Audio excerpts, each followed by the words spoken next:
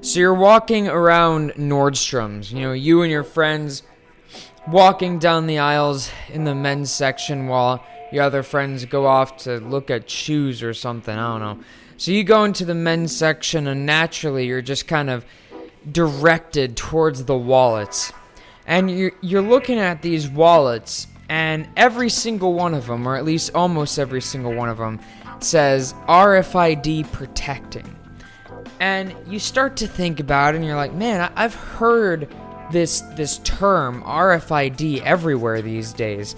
RFID protecting, doesn't use RFID or blocks RFID. But what actually is RFID? Well, let's talk about the science behind that. Welcome to The Science Behind That with Atticus Hamilton. Hello, all you scientists, and welcome on back to The Science Behind That podcast. I am your host, Atticus Hamilton, and before we jump into today's episode, I'd like to invite all of you to go grab yourselves a nice hot cup of coffee, add a little bit of maple syrup into it, and we're going to jump right in. I'm sorry if I don't sound all, hyped and excited like I normally try to do. I'm tired, it's like 3 a.m. or something stupid here. 315 minutes there. So 3:15, pretty tired. But I'm going to try and keep this episode as interesting as possible for you. So today, as you heard from the intro, we're going to be talking about RFID. Now, I'm not an engineer.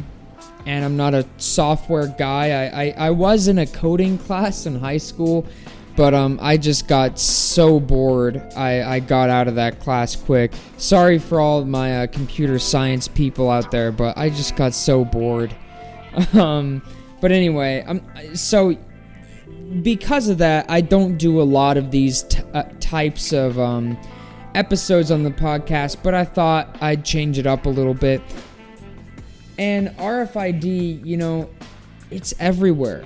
It really is. It's everywhere, but there's so little information about it, despite how simple it is. And so that's what we're going to talk about here. Sorry, I had to take a sip of my coffee there. So what is RFID? So RFID stands for radio frequency identification, and all it is it's essentially a way that two devices or computers communicate with one another. So I'm sure all of us have heard of NFC, and if you haven't, if you're like, oh my god, what's that? So if you have like a Samsung phone, I don't know if it's on Apple because I don't use Apple, but I have a Samsung, and on Samsung, like if you put two Samsung phones close to one another, you can transfer information between the two of them. So like pictures or music or like video games or something like that. Or like the watches, right? So like the Samsung Galaxy Watch, the fitness watch, you can like move it close to an elliptical or something and it will connect and it will share information. So NFC stands for near field communication. It's very similar, but it's a little different. So NFC enables data to be exchanged between devices by using short-range, high-frequency communication. And so the big difference is RFID is radio frequency, whereas NFC is near-field communication. So RFID is unidirectional, which really means it can only go one way. You can't send the two devices, they're not really able to send data back and forth to one another at a constant rate, whereas with NFC, that is what's able to happen. So it's called bidirectional. Of course, RFID has a range of up to around 100 meters, and NFC is like 0.2 meters. So there's a lot of little differences here that I don't know. I don't know if I really need to get into that. Because today we're mainly going to be talking about RFID, if these RFID containing products are a scam, if it's something that you should spend your money on. And at the end of the day, further implications of this. So we know what RFID is, right? So how does it work? So basically, RFID systems are made up of three parts. You have an antenna, a transceiver, and a transponder. And so the antenna and the transceiver kind of work together. And when they're worked together, they're referred to as an interrogator. And what this does is it basically looks for RFID transponders in the environment, or tags, right?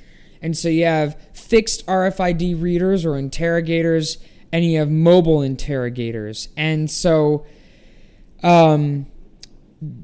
basically, it's using these radio waves to detect tags in the environment. And those tags, again, are transponders.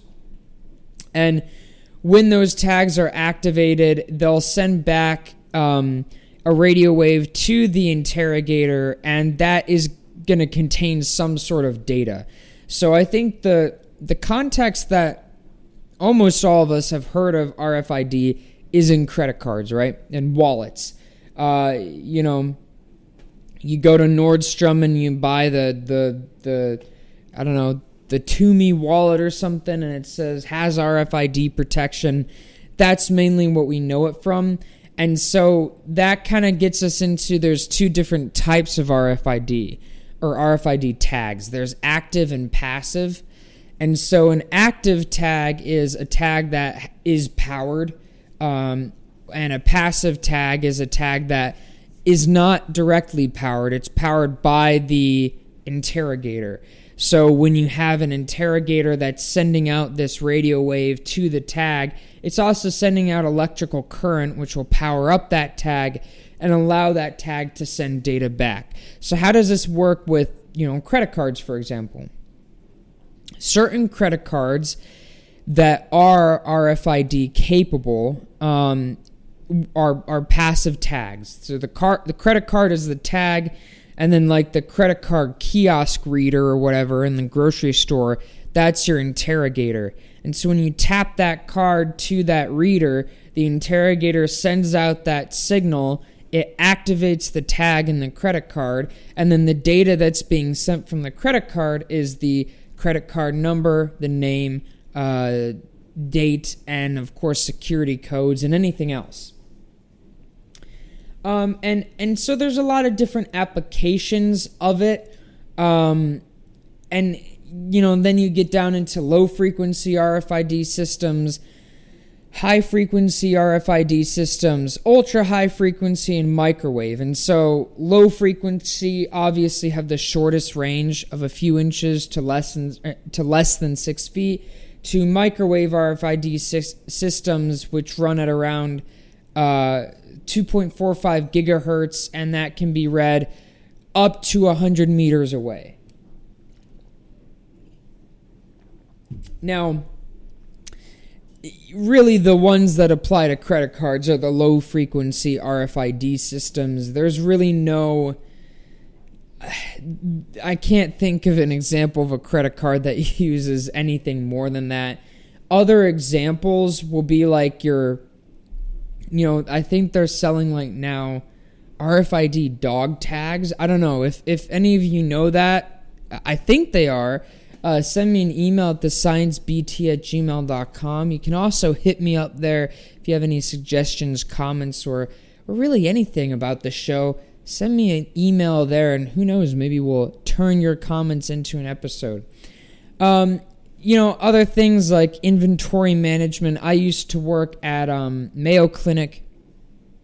And at Mayo Clinic, they had these little RFID tags on their shelves, right, where you got supplies from. They called them buttons, whatever. I thought that was kind of silly, but they're just little RFID tags. And they had an interrogator that you would take off a rack and you'd stick it to the tag. And then that would register with their online stocking system, how many of X product are left. And so other things like that. Vehicle tracking, customer service, security stations. For those of you that live in places that charge tolls on highways, There's a thing called like Easy Pass. At least that's what it was called in Colorado. That's a longer range RFID scanner, which is actually kind of cool. So yeah, stuff like that. So I think before we can really get into why would you buy a RFID wallet, we have to first talk about why should you be concerned about it in the first place. How can a thief steal your credit card information? Well, in theory, somebody could walk past a victim, right? So a thief could walk past a victim with a special handheld RFID interrogator. In fact, I can actually buy one on Amazon here. They're little handheld RFID scanners, and they're kind of cool because they can pick up on RFID signals in the environment and tell you what sort of information they're broadcasting. So those are really easily accessible. But ultimately, a thief would walk past you, use a scanner, and could theoretically take the credit card number, name on the card, expiration date, and security code, etc. from that card, because the card would be activated by the interrogator and it would think, oh, I'm making a purchase. Let's send that information out there. So in theory, that's how it would work. And this process is called RFID skimming. But the question that arises from this is, oh my God, Atticus just said that he could get one on Amazon. It must mean that everybody's doing it.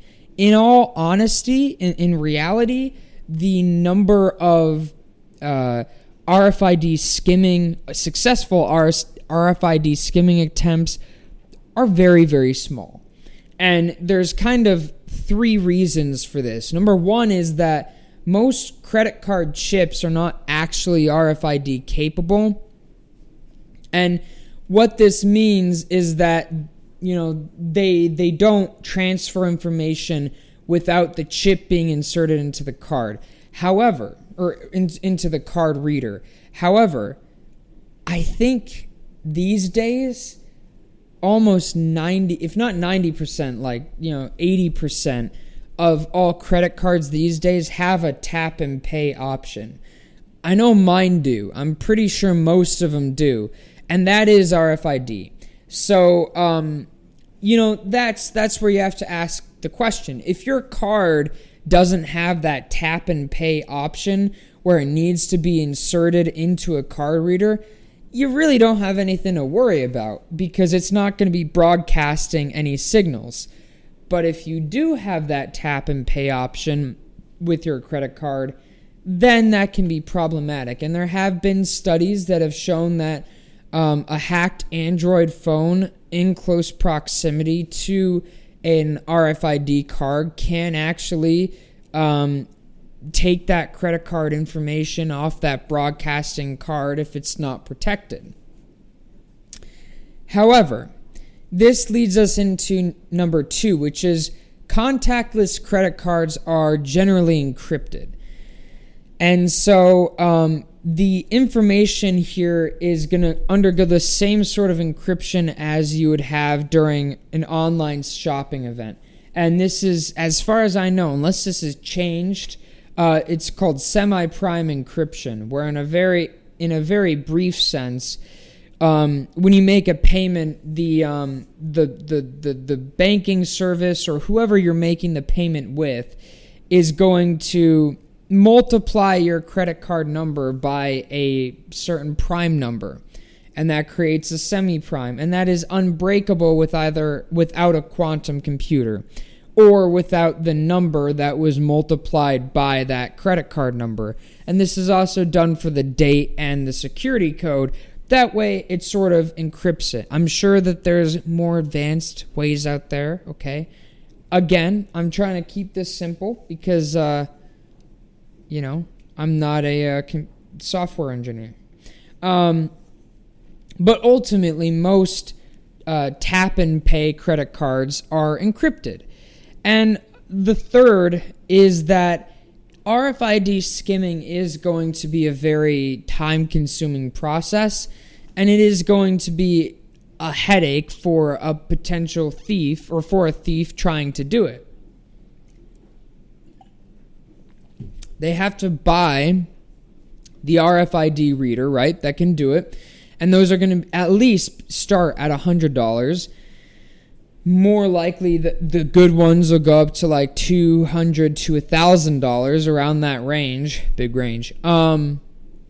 B, they'll have to get close to their victim, and C, if the card is encrypted, it's going to be useless. So it's kind of going to be, a bit of a 50-50 guess there for that thief on whether or not they're actually going to be able to read the data that card sends, if the card sends. So at the end of the day, it'd make more sense for the thief to send out an email that says, hello, I'm a prince from Namibia. Send me your credit card information so I can give you my fortune, phishing emails, and that sort of thing. So ultimately then, how do RFID blockers work? Really, really simple. All RFID blockers do is they're built with generally highly conductive metals, so like copper or other metals like that, copper, iron, those sorts of things, that essentially block any radio waves from penetrating and activating that tag in your touch and pay card. And that's it. That's how they work. So I know my wallet has RFID blocking in there. And I think most wallets these days have RFID blocking. But ultimately, that's how it works. That's how it works. So at the end of the day, is it worth it? Why not? An ounce of prevention is worth a pound of cure, right?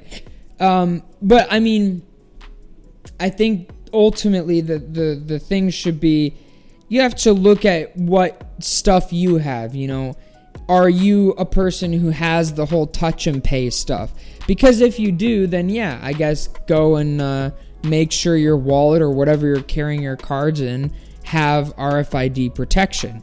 But if you don't do that, then there's literally no reason to get a wallet or make sure that your wallet has RFID protection. And at this point, I think the price between non-RFID wallets and RFID protecting wallets is pretty much the same. So are they worth it? If you're a person who carries cards that would benefit from protection, potentially. But at the end of the day, the other thing too is it a guarantee that if you don't have an RFID protecting wallet, your information is going to get stolen? No. And in fact, it's pretty rare, or it'd be pretty unlikely that would be the case. So, ladies and gentlemen, I hope you enjoyed today's episode. This was a fun episode for me to make. I've missed doing the computer science, the software episodes. I haven't done one in a very long time. I will see you guys all on Monday. Have a fantastic Friday. Protect your wallets, and I'll see you all on Monday. Remember, stand up and question everything.